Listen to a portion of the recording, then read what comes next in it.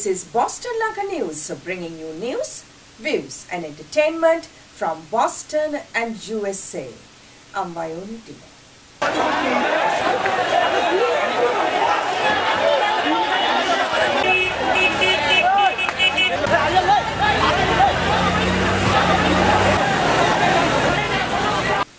Deadly riots broke out in Sri Lanka on June 14th in Aluthgama and Beruwela, two towns where Muslims and Buddhists have lived side by side peacefully for generations. According to reports, 4 people have died and more than 80 have been injured, and many factories and homes were badly damaged.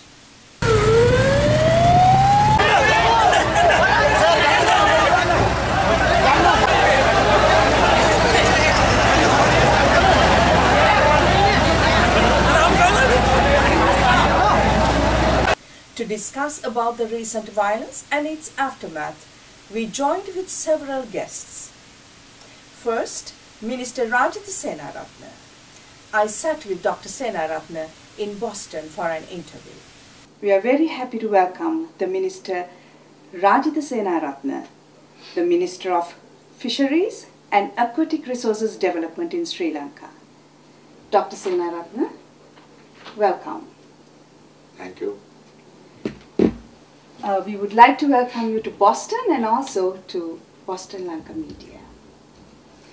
Dr. Senaratne, there were some media reports about people in Sri Lanka wondering why you have not visited the areas that was affected by this violence, recent violence, especially because it happened in your district. Of course, you are in the US at the moment. Could you share about your visit to US as well as the actions you have taken and the conversations you've been having with those people in those areas? Actually speaking, I left Sri Lanka on the 7th of June. Actually, I left especially to attend the World Food and Agriculture Organization meeting. So I was in Rome.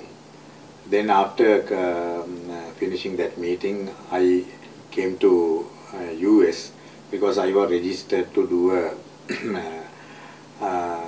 course in Harvard University Law School. So therefore, when all these things happened, actually I was in Boston. So I came to know a little later because I was following the lectures from them from morning to evening. So when they had the first meeting, I was informed by my people there, the Muslims and also the Sinhalese. So then the next day, actually, when they told me about the meetings and the processions, I told the Muslim people to be calm.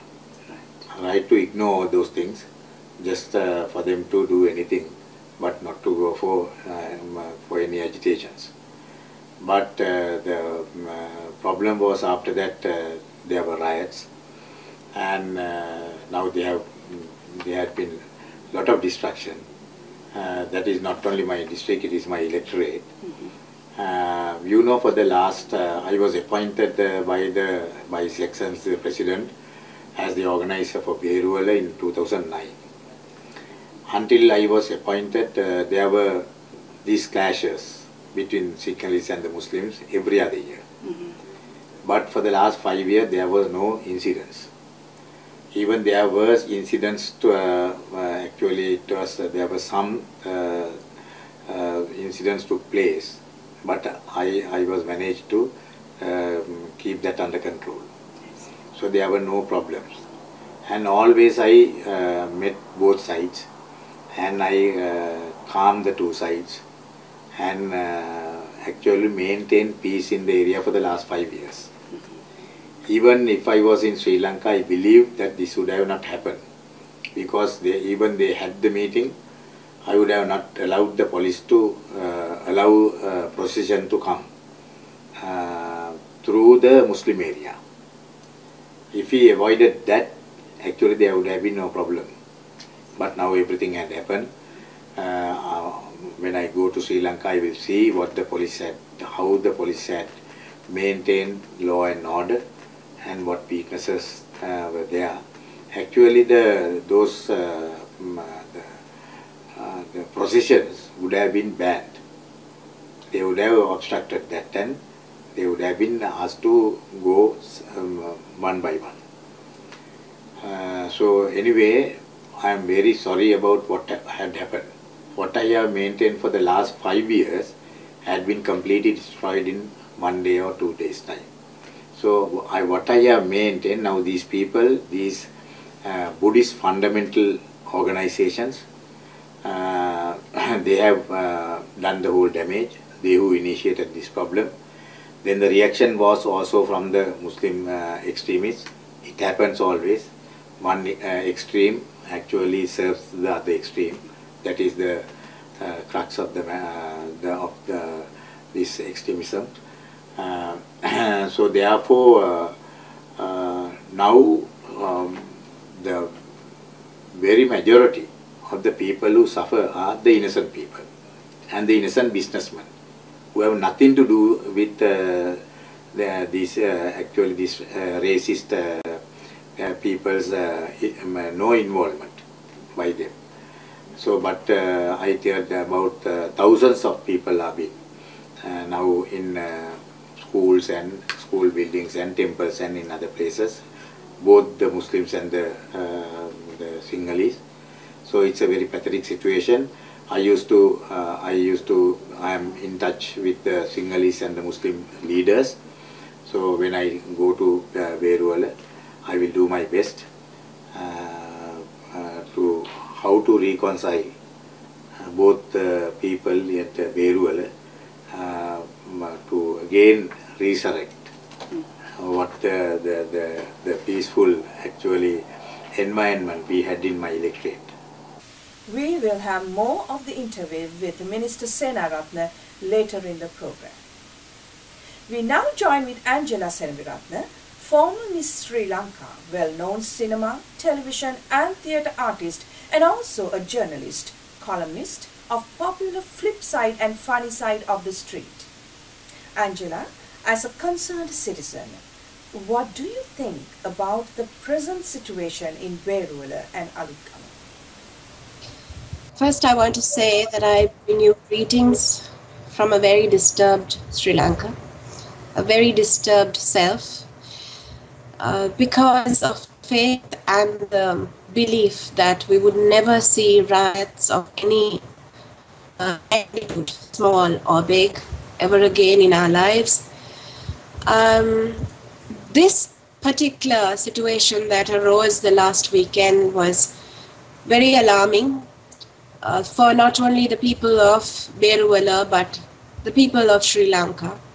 And unfortunately, I don't know how many people really had access to the news per se, except for by way of social media and tweets. So that's a very sad situation. Some say that this is a dangerous trend that reminds us the 83 July, but some say that this is a small incident that international media are trying to exaggerate. What is your view? A loss of life is not a small incident. The damage of people's property is certainly not a small incident. The fear that is instilled in women and children and old people, whether they are of one racial community or everybody, it's not a small incident. It is large, especially when it spreads, when there is hatred of any kind. And what we try to propagate as Sri Lankans is that we want to say, that's the term I would like to use. We want to say, we would like to profess a religion, a faith that is free of violence, a religion, a faith that is free of all hatred.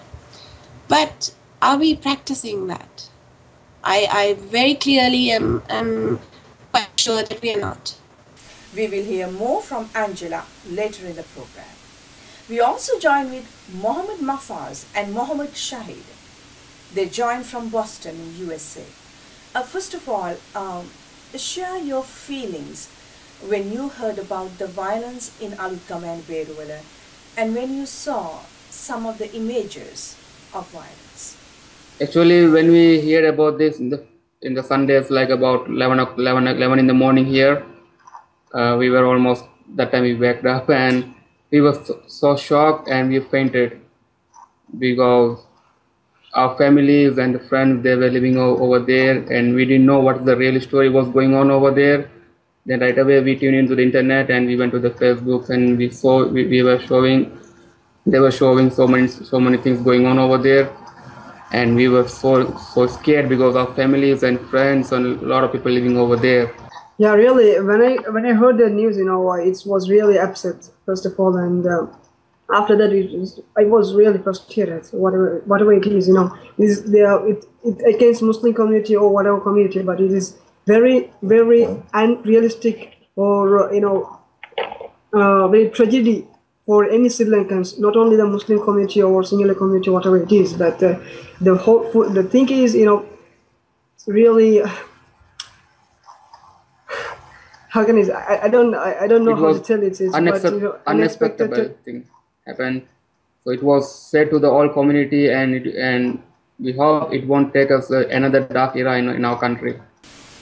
Who do you think is responsible for this violence? Definitely, we think this is the 100% the BBS, because the Bala Sena, they're the one response, because they're the one started. And this main reason, the Sunday they had a protest in Aluthgama. That's the one was the main reason for these all things. And we are 100% believing they're the one responsible for these all things. Whatever thing happened, they should take the response for 100% for this. You do not think a Muslim community has any role in provoking or engaging in violence, even a little bit? I'm not sure about it, but even though if the Muslims are, maybe if they involve in a little bit or in anything, but there is in a country, there is a law and enforcement. Whatever thing happen, everything should happen by the law. The government to take any action, but individually they took the law into their hand, but it was unfair. Now again, let's hear the other part of the interview I had with Minister Senaratne in Boston. The police have come under a severe criticism from the public for allowing the Bala Sena to allowing them to have this protest rally in Aluthgama. You're a government minister, Dr. Senaratne. Do you think that the police did the right thing by allowing them to do this rally? I don't think that they would have got permission from any of the government institutions to hold this rally. So the police would have taken necessary action. I don't know today, the police is not active against this fundamental organization, the so-called Bala Sena. So it's a actually, according to Lord Buddha, I have read the Buddhist philosophy. I believe the Buddhist philosophy. According to Buddhist philosophy, the Lord Buddha has categorically stated that the only nationality he believes is the human nationality, nothing else. And if they drop the word Buddha and call Bala Sena, I don't mind. But using the Buddha word and doing all that is we are very sorry. As a Buddhist, I actually I feel very sorry and I repent about what these people are doing. And even at that rally, he had addressed me as Mohammed Rajitha. So, but I don't mind calling me Mohammed Rajitha because I am not a Bin Laden, Ratanasara, Jnanasara, or Taliban Jnanasara, because I am only a Mohammed Rajitha. That's okay. Because these fundamentalists, when they hold these rallies, and the police, I don't know how they took permission for that. even after that to have demonstrations also. Usually the police cannot control a crowd like that. That is why the very first day I told the police hierarchy to deploy the STF. So they have deployed the STF also. With the STF also they couldn't do that. But today I heard that the President had ordered to deploy the army. That is what they would have done at the very beginning. Even the whole problem was even the President was out of the country. And as the organizer of the area, I was out of the country. So it was out of hands because of that. So therefore, they could have even mobilized all the three forces and crushed this situation. They would have nipped from the bud there itself. Because I am still out of the country, I don't know all the details. When I go back only, I have to see what went wrong actually. Dr. Senaratne, in your view, is this something that could have been prevented? Usually a thing like this could be prevented. The forces must be in a position to prevent it. Because about few hooligans can't take the entire law of the country into their hands. So if there is no reason that the forces cannot actually crush a situation like this, because we are a country who have defeated the world's the most notorious terrorist organization. If we have the power to crush the LTTE, I don't see that our forces cannot crush this type of a movement. Now, President has toured this area and he had given a promise that he will take action against all those who have started this violence and all those who have provoked the violence. And so do you think people should believe that justice will be done? The only person the people must believe is the President. When the President gives the assurance, so even when I go back, I have to see that it has to be implemented. And the entire thing has to be investigated. And I heard that the CCTV cameras give most of the people's pictures, so they can be arrested easily. And those culprits must be punished severely. That is what to maintain law and order in my country. And also everybody must be compensated. The President had promised to compensate everybody, so we have to go there and help the process to compensate. That is the only way actually at least to reconcile their minds. Because now all the victims must be actually they would have all lost the faith of in the government at the moment. So we have to rebuild it.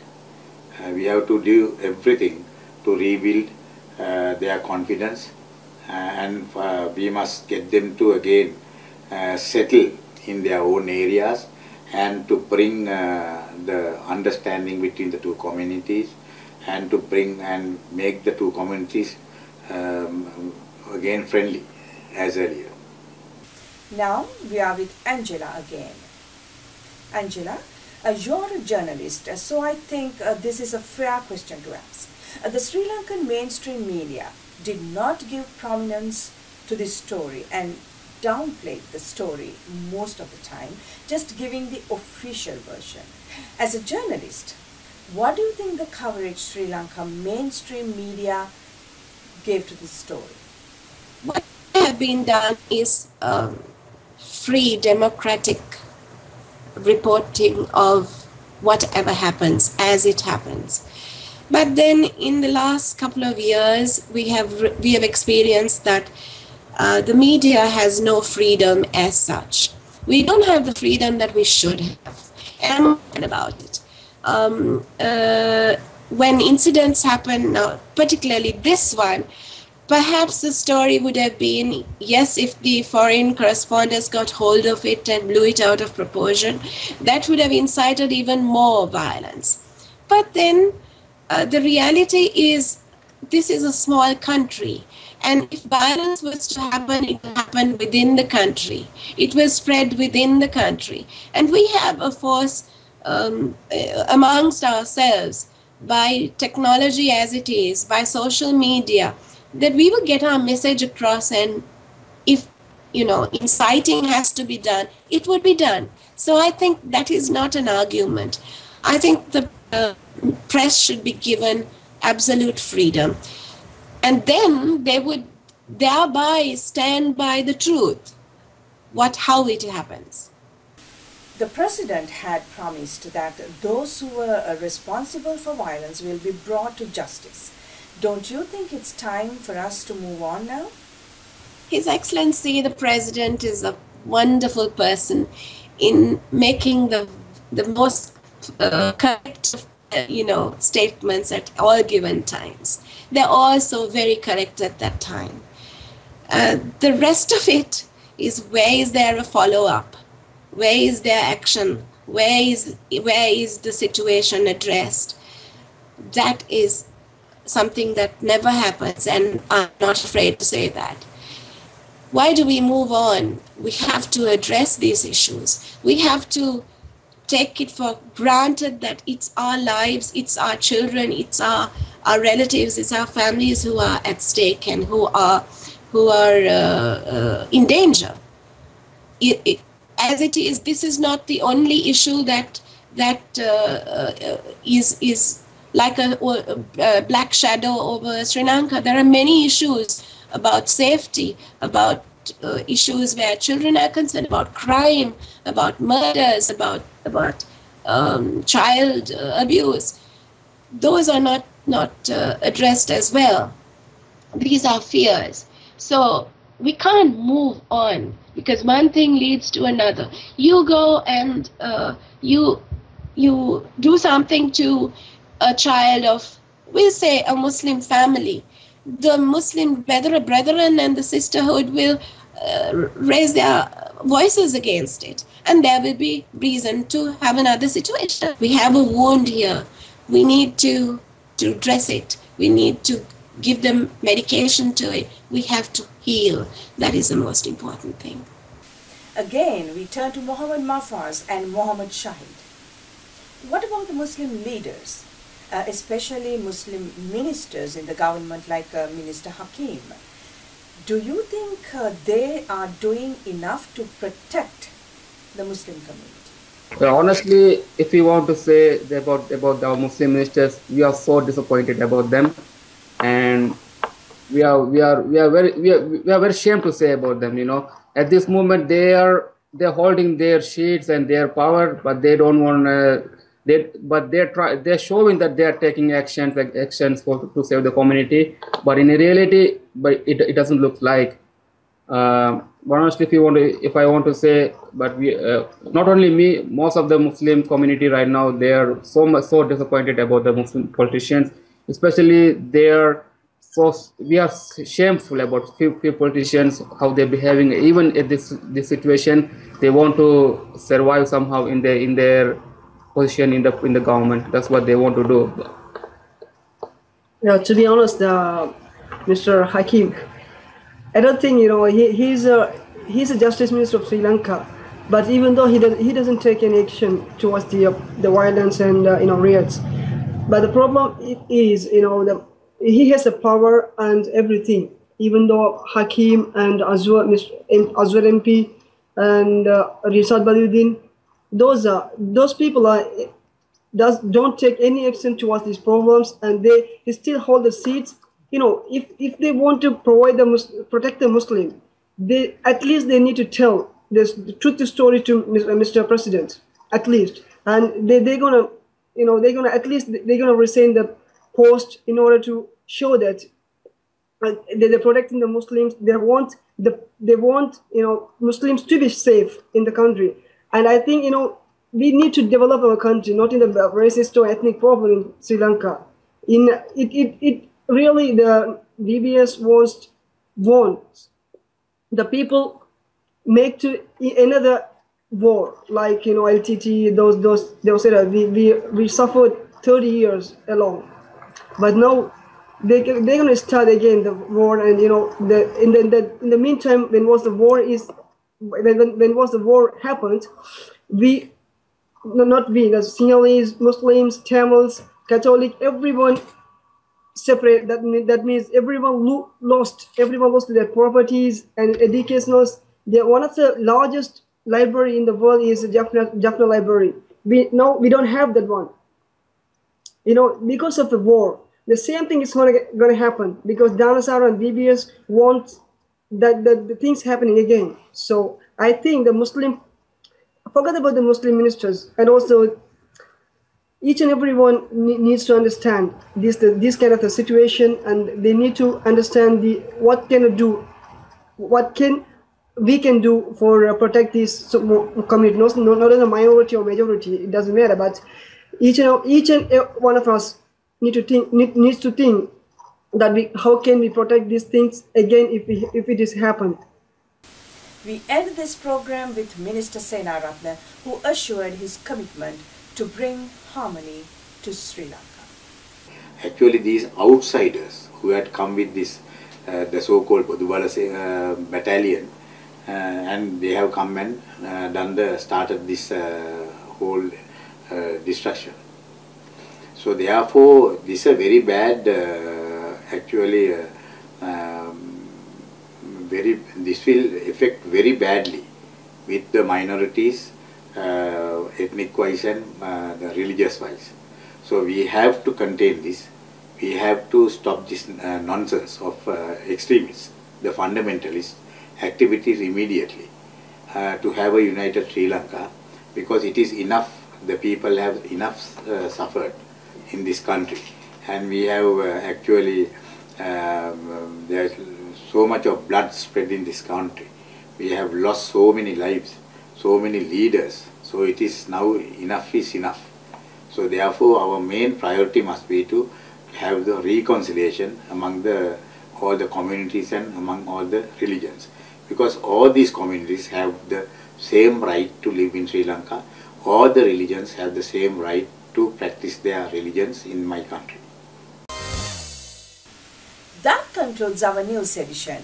We meet you again with another news edition of News, Views and Entertainment from Boston and USA. Till then, goodbye.